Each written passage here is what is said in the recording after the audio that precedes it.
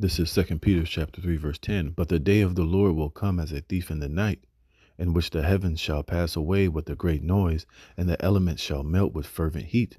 The earth also and the works that are therein shall be burnt up. Seeing then that all these things shall be dissolved, what manner of persons ought you to be in all holy conversation and godliness, looking for and hastening unto the coming of the day of the Most High, wherein the heavens being on fire shall be dissolved, and the elements shall melt with fervent heat. Nevertheless, we, according to his promise, look for a new heavens and a new earth wherein dwelleth righteousness. Wherefore, beloved, seeing that ye look for such things, be diligent that you may be found of him in peace, without spot and blemish. Shalom, shalom.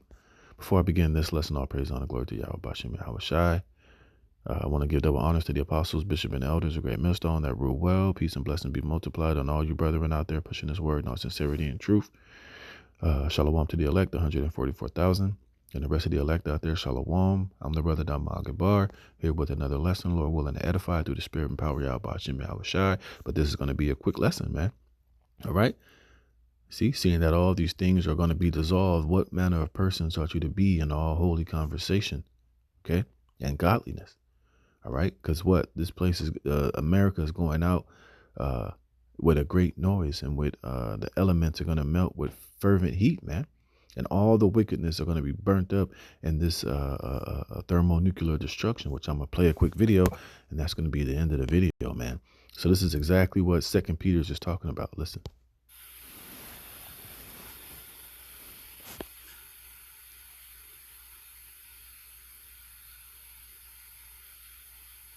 Five billion people would be dead.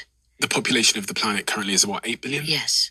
So there'd be 3 billion people still alive. Where shall I go to be one of the 3 billion? I was just in New Zealand and Australia. That's exactly where you'd go. Although, according to Toon, those are the only places that could actually sustain agriculture. Because most of the world is, certainly the mid-latitudes would be covered in these, sheets of ice, the freshwater bodies. Places like Iowa and Ukraine would be just snow for 10 years. And so agriculture would fail. And when agriculture fails, people just die. And on top of that, you have the radiation poisoning, because the ozone layer will be so damaged and destroyed that you can't be outside in the sunlight. And so people will be forced to live underground. And so you have to imagine people living underground, fighting for food everywhere except for in New Zealand and Australia. If a thermonuclear missile landed on us right now in Midtown Manhattan, what would happen? A 1 megaton thermonuclear bomb hits with such a force. First, it's a blinding light. It's 180 million degrees worth of light. It's a pulse. Everything within miles is in a line of sight is set on fire. So you have 1 mile radius of fire. That's 19 football fields of fire. Think about how long that is. Imagine everything in the line of sight catching on fire. So you immediately have this mega fire. And people have seen the nuclear mushroom cloud in Hollywood movies, right? So the stem of the mushroom, that stem is a several 100-mile-an-hour vacuum, okay? I mean, a hurricane is 90 miles an hour. Sucks everything up that has been turned into combusting carbon, basically. People, things, buildings. In a 9-mile radius, everything goes, and you have 30 feet of rubble.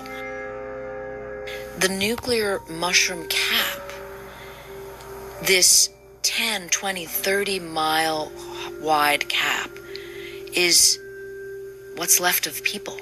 That's like debris of humans up there. If anyone launches on the United States, they are going to get the mother lode in response. 1,760 nuclear weapons that we have on ready for launch status. We would unload the whole clip. The whole arsenal.